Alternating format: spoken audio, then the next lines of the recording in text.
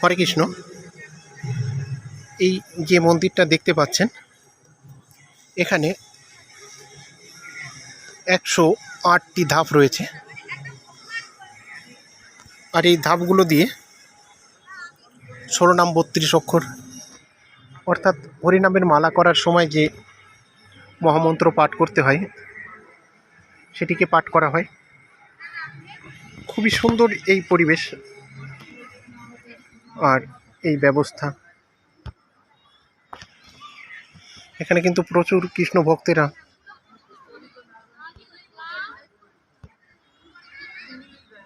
এখানে 108টি করে ধাপ বেরোচ্ছে এবং হরিনাম মহামন্ত্র পাঠ করছে।